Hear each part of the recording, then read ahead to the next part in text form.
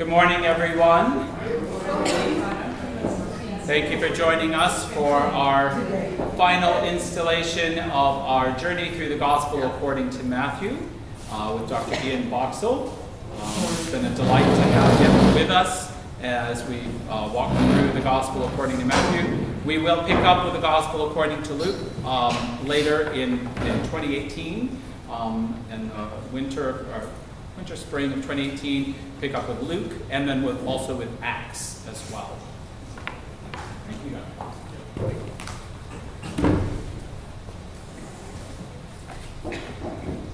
Okay, good morning again. Today is a slightly easier task. Those of you here last week will remember that we managed to get through about 20 and a half chapters of Matthew.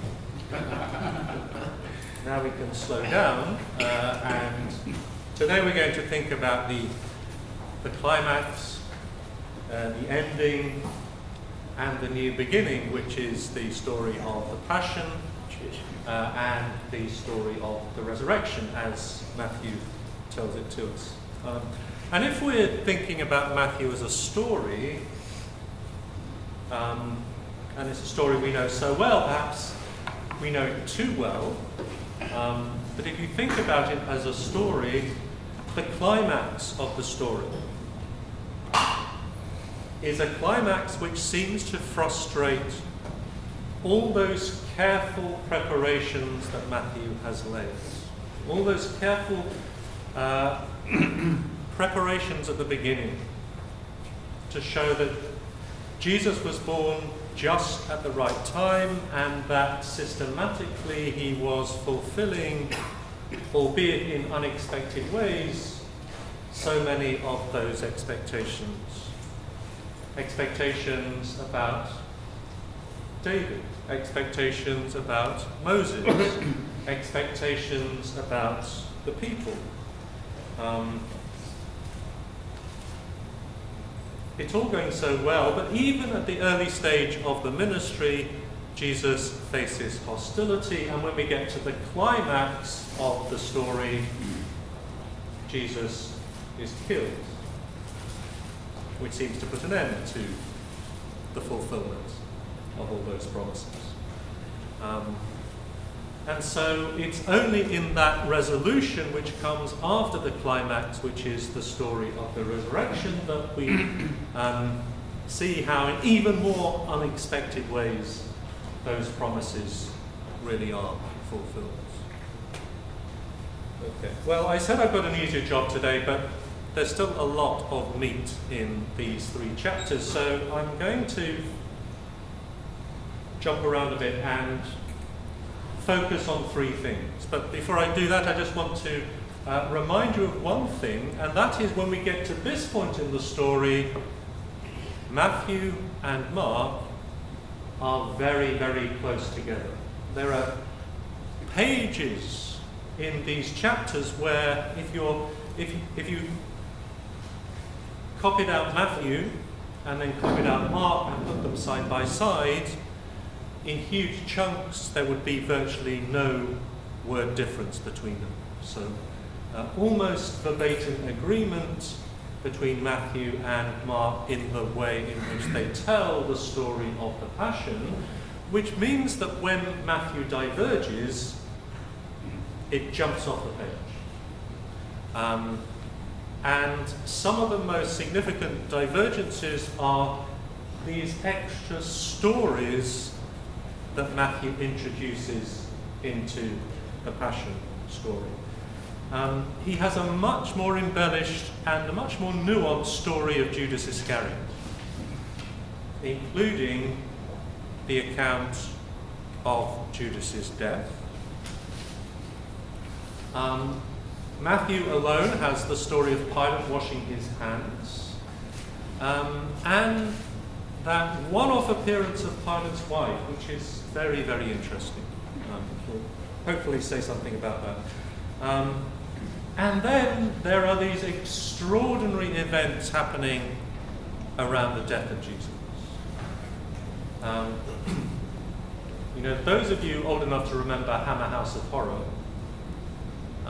they kind of think, well, this is the kind of air that we're breathing when we get to Matthew's account of the crucifixion. Not only is there an earthquake, but the dead start emerging from their tombs. And then hang around a bit until the day of resurrection, because Christ is the first fruits of the resurrection. So Christ has to rise first. So even though they start coming out of their graves, they don't properly rise until Easter Day. So there's some very noticeable differences in Matthew's account. But I want to focus on three elements in the story. The first is the theme of fulfillment. Fulfillment of the scriptures, which has been a very important dimension of Matthew up to this point. Secondly, I want to say a little bit more about characterization, the way in which Matthew, building on Mark, portrays characters in the story.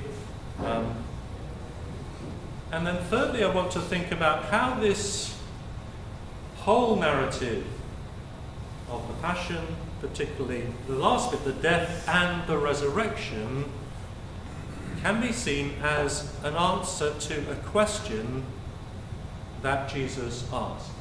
And it's the last thing that Jesus says before he dies. My God,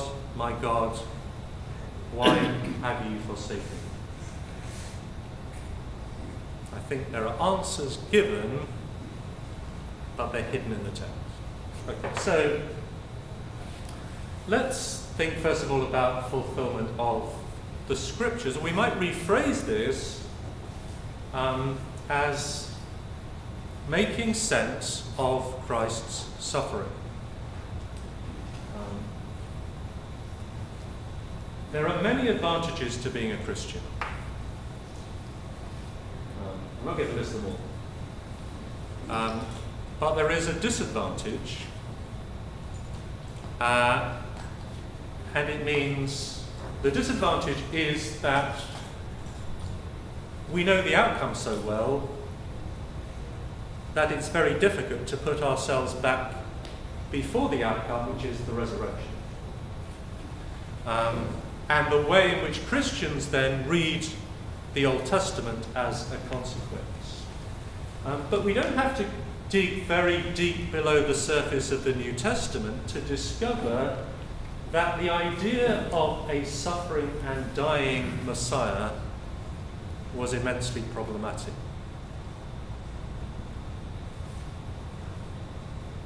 A few decades before Matthew writes his Gospel, St. Paul writes to the Christians in Corinth, and he reminds them that the cross is a stumbling block to Jews and foolishness to Greeks.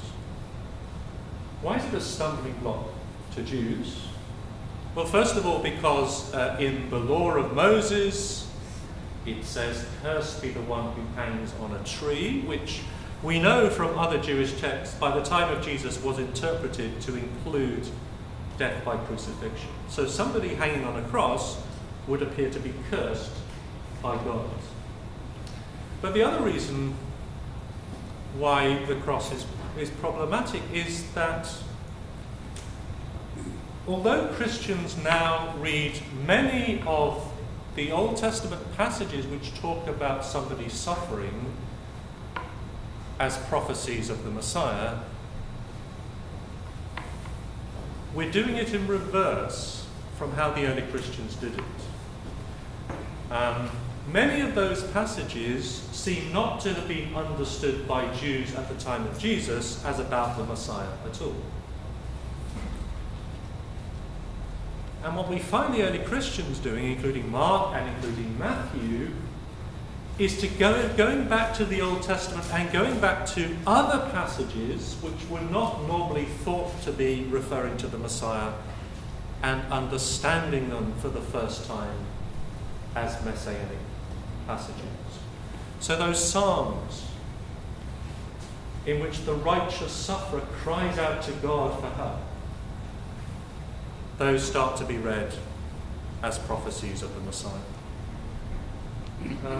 Those strange stories, or they're songs really, scattered throughout the central section of the prophet Isaiah, which talk about the suffering of a servant. The servant isn't named, the servant isn't identified.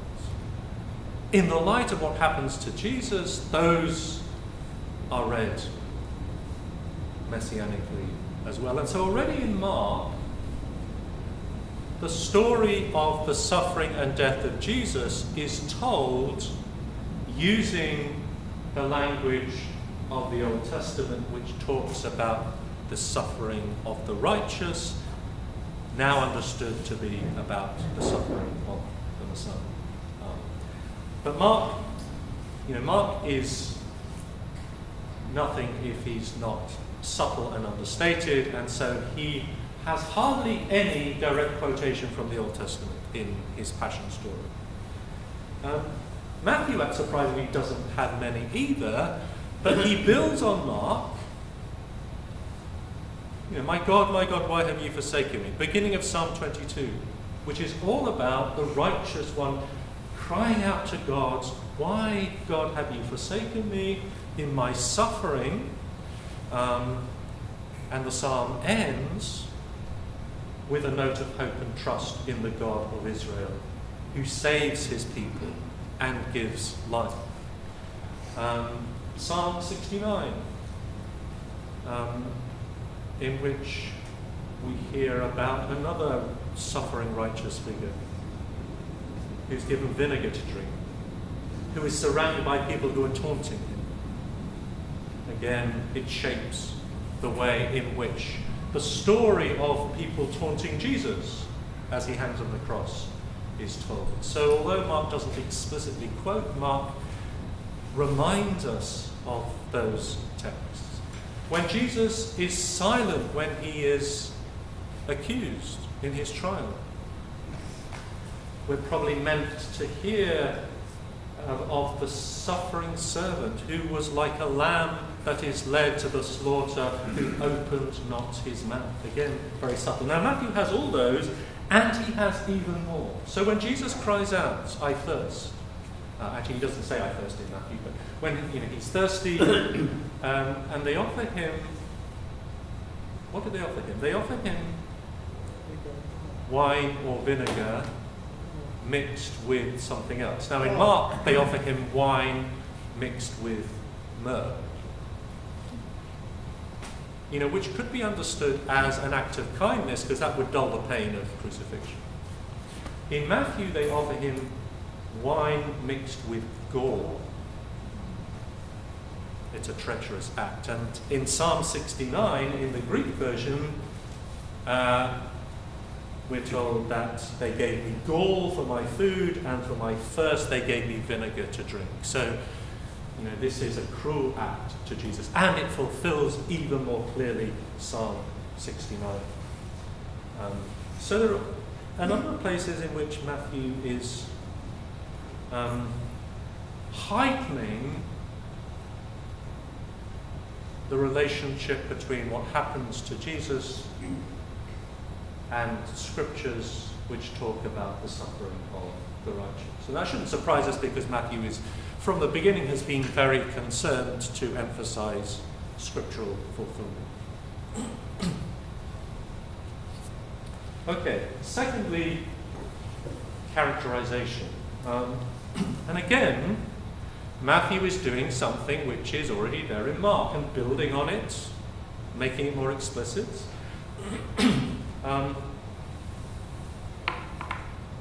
Characters in the Passion story seem to have a very powerful didactic function. They teach us something. They teach us about ourselves. They teach us about the world. I'm not going to ask you to kind of shout out names, but just think. Particularly think about your experience in Holy Week. If you hear the Passion story read, who are the characters you find yourself identified with? Do you find yourself kind of shifting character as the story goes through? Are there any characters you feel hostility towards when you hear how the story is told? Are there characters you would like to be, but know that you're not? All the Gospels, all the evangelists have done their work very well, because we find ourselves being drawn into the Passion story in a very direct and intimate way. Mark has done it, and Matthew has done it too, and he extends it either by heightening the role of certain characters or introducing other characters who weren't mentioned in Mark. Judas. What's your image of Judas Iscariot? Take that as a rhetorical question. If you want to. Most of my students take most of my questions as rhetorical questions. Even when they're not intended to be.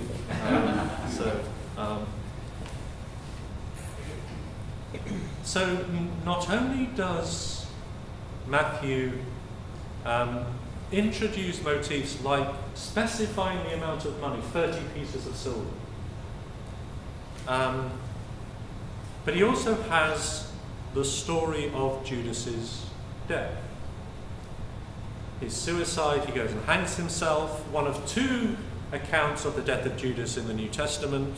One is at the beginning of Acts, where Judas's death is the result of some kind of accident. He falls headlong. But in Matthew, it's suicide, which is prefaced by Judas publicly making a confession of guilt, returning the money, saying, I have sinned against the blood of this innocent man. And Matthew uses a verb which means he changed his mind or repented. Now, it's not quite the same, it's not exactly the same verb as used for the repentance that John the Baptist preaches, but he has regret, he returns the money, and he confesses Jesus to be innocent. And at that moment, he is contrasted more favourably with the chief priests, who say, what's that to us? So, in one sense, Matthew has a more nuanced understanding of the role of Judas than Mark does. But he also may be getting us again to think about Old Testament antecedents. What's Judas's name? Judas is the Greek form. Hebrew form, Yehuda, Judah. We hear about Judah in the Old Testament persuading other people, his brothers, to sell their brother for 20 pieces of silver. Joseph is sold to the Ishmaelites for 20 pieces of silver. So here we have another Judah who is, by faith, a brother of Christ, who is selling him for 30 pieces of silver. So there's both subtlety but also echo of Old Testament stories, just to add texture to the way in which Matthew is telling the story. Then there is the figure of Pilate's wife. Now, Pilate's wife never appears in any of the other Gospels. She suddenly appears here, and she just appears for one verse. I mean, she's hardly on the stage, actually. Let's just remind ourselves of it. While Pilate was still seated on the bench of judgment, his wife sent him a message, "Have nothing to do with that righteous man. I suffered much in a dream today because of him."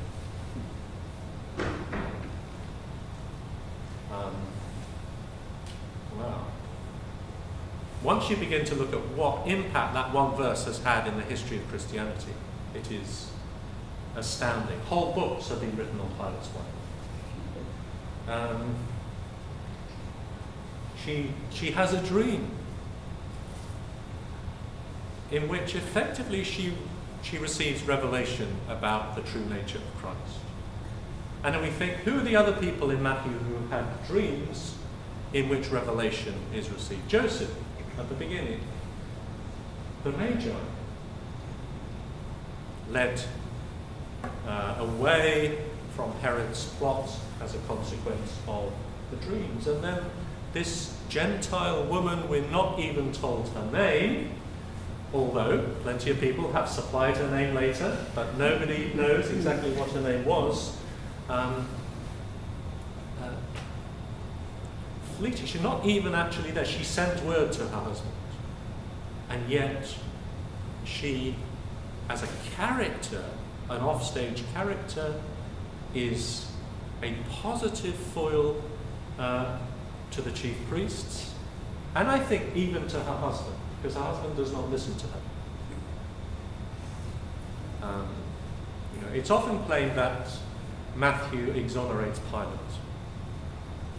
I don't think he does exonerate Pilate, although he does shift more of the responsibility towards the Jewish leadership. Probably a reflection of the context in which he's writing, in which the major opposition to the early Christians is coming from the leaders of the synagogue. But Pilate is still an ambiguous figure, contrasted with his wife, who receives revelation, who declares Jesus to be righteous, and she suffers much because of him. Now, in Matthew, there's one other person about whom we're told that they suffered much, and that is the Son of Man. Interesting relationship set up between the Son of Man, who suffers much, and Pilate's wife, who suffers much. So, I spent a bit of time last year writing an article on Pilate's wife, and I could spend 3 Sundays talking about Pilate's wife, but we haven't got the time. Okay. But before we move on from characterization, there is, of course, a darker side to the characterization, which is precisely this shifting of responsibility away from Roman authorities to Jewish authorities in Matthew, which is done in a number of different ways, but then it really comes to a head when the shift moves even further, not simply to the Jewish leaders, but to all the people. And that is a passage immediately after Pilate washes his hands, which is a Jewish ritual, distancing himself from what has happened. But a passage which has had tragic and in some cases deadly consequences for the way in which Jews have been treated, even by Christians, particularly by Christians across the centuries. The whole people said in reply, "His blood be upon us and upon our children." So we think about the reception of that, it is very tragic.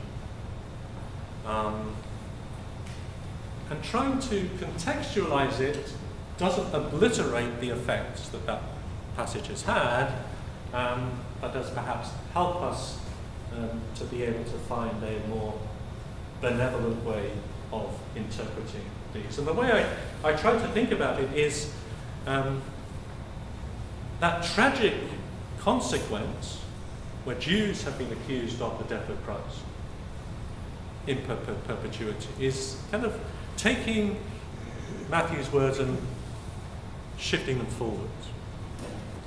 I think Matthew's words are taking us back in 2 ways. First of all, when Matthew is writing a great tragedy has happened, which is the fall of Jerusalem and the destruction of the temple. Who witnessed the destruction of the temple in Jerusalem? It was precisely the generation after those who witnessed the crucifixion of Jesus, and for Matthew are in some sense culpable of that. The children. His blood be on us and upon our children. Now Matthew, as an attentive Jew, tries to make sense of how Jerusalem could have fallen to the Romans, and does it in the only way that a Jew can, goes back to the prophets. Goes back to those prophets like Jeremiah, who witnessed the destruction of the temple to the Babylonians centuries before. How did they understand it? They understood it as a consequence of the infidelity of the people of Jerusalem. Matthew seems to do the same, making a direct connection between what happened in 30 and what happened in 70. But for him it's past. On us and on our children. So he's looking back rather than looking forward. Secondly, we need to trace through this motif of blood in Matthew's story, and particularly in the Passion narrative. Matthew has told us one very significant thing about Jesus' blood a chapter before. At the Last Supper, only in Matthew, Jesus says that this blood is shed for the forgiveness of sins. It's a kind of necessity of the shedding of the blood, and the consequence of that, and I think we need to hear these words when we hear this verse, is for the forgiveness of sins. So he's looking back, and also he's understanding this as the bringing about of the forgiveness of sins. Okay, so that doesn't mitigate in any way the terrible ways in which Christians have used and still continue to use this verse, but it does somehow contextualize it in the context of Matthew's thinking. The final thing I want you to think about is how the passion and resurrection, particularly the crucifixion and resurrection story, address Jesus' question, my God, why have you forsaken me? Of course, the contrast is enormous. When you think the last time before that we heard Jesus praying, he prayed to God as Father. And then suddenly on the cross, he no longer calls God Father, he says, my God, my God. Okay, even though he is quoting from the beginning of the Psalm.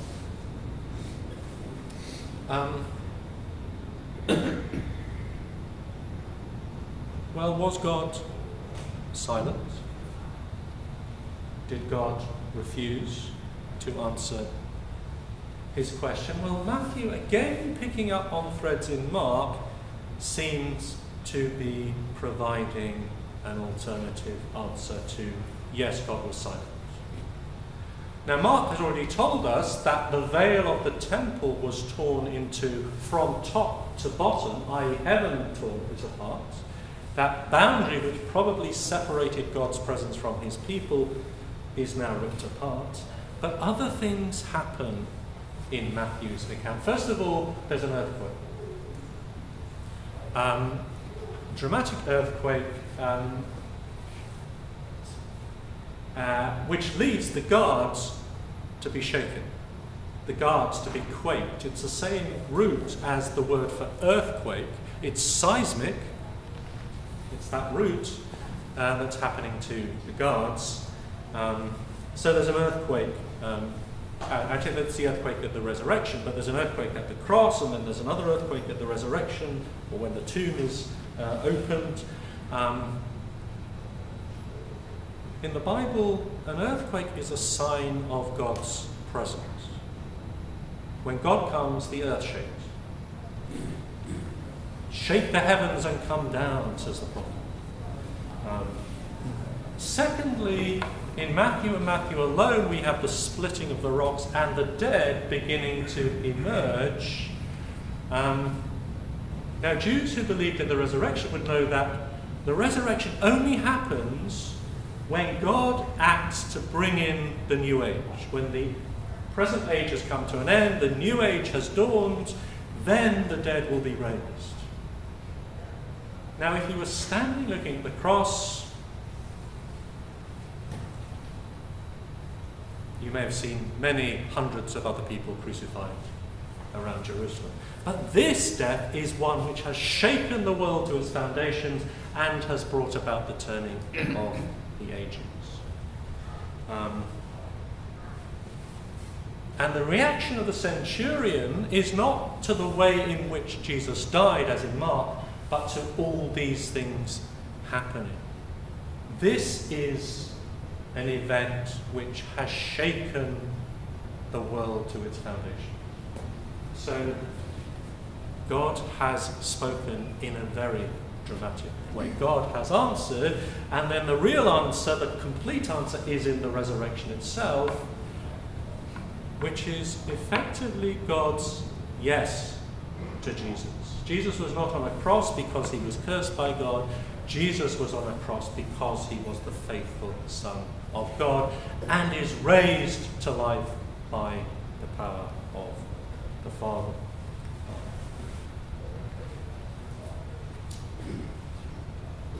Got about 5 minutes. I'm going to say one more. I'll spend one more minute talking about the end, and then we'll have time for questions. Okay. That, of course, is not quite the end.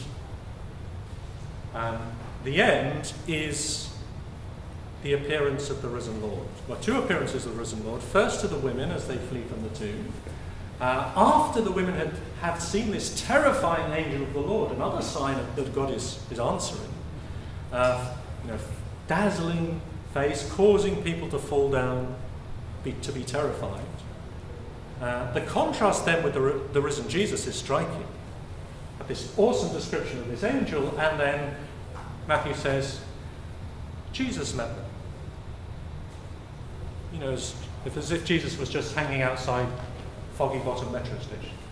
Jesus met them, very matter of fact. And then Jesus meets the 11 on the mountain to which he has directed them, or possibly the mountain where he instructed them, the mountain of the sermon, right at the beginning. And he provides not an ending, but a new beginning. The new beginning is the foundation of the church which he has promised, which requires the 11 not to stay put, but to go out, to make disciples of all the nations, not simply the lost sheep of the house of Israel, to baptize and to teach, and the promise of Christ's abiding presence. Notice there's no ascension at the end of Matthew's Gospel. He doesn't go away, he stays with us until the end of the age. I am with you always, says Jesus, who is Emmanuel, God with us. So you can tell a lot about a book by the way it ends, and if you want a bit of homework after this, Matthew's very attentive to how other books end. Have a look at how the book of Deuteronomy ends. Have a look at how the second book of Chronicles ends. Then have another look at how Matthew's Gospel ends. And you think, Matthew has been studying Deuteronomy and Chronicles in his book club. Okay, we've got a couple of minutes now for question. So, all through all three of your presentations that we've had so far, you've talked about these literary techniques that Matthew uses. You just concluded with one also, looking at Deuteronomy and Second Chronicles, Psalms, and so forth. How do we incorporate those literary techniques that Matthew is using with a sense of some kind of historicity of what may or may not have actually happened. And is that even something that we should be doing when we're reading our gospel? Okay, so you think when you talk about historicity, you're thinking about the events of Jesus' life and passion. Yeah. Okay. So one way I perhaps find this helpful, you may not find it helpful, is I used to be under the delusion, that there are blunt facts and then there's interpretation. You know, so you have kind of a body of facts, and then after the event, people start interpreting them and embellishing them. And I now come to think, partly because when I consider what I do when I listen to anyone or when I read anything, you know, we cannot make sense of anything we hear or see, even if we're present at an event, without beginning to interpret it.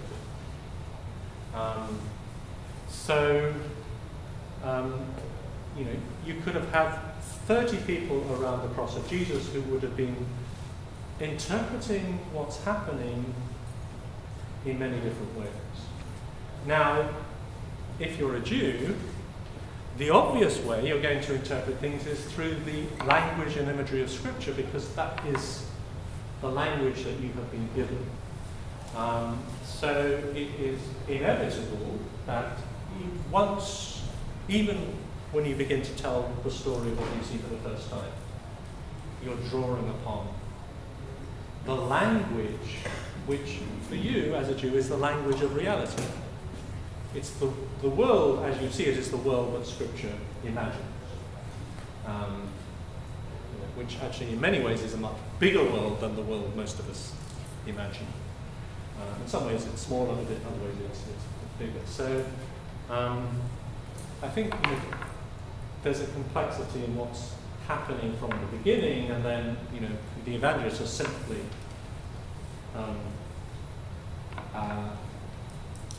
developing that tradition. And seeing things and making connections with hindsight, which were perhaps not possible to do earlier in the process. And particularly this notion of typology, that there are things that happen in the Old Testament, or characters, who exemplify a particular pattern, which we then can use to make sense of our own circumstances. You know, we do it with our own histories. You know, they're defining events, they're defining characters, there are great leaders. You know, and then people are judged according to how they fit that pattern. And I think, you know, similar things going on. So, you know, there are certain things that Jews would think about Moses, for example, which enables us to understand who Jesus is, even though it only takes us so far, which can be more effectively conveyed that way than to use a lot of words. Right.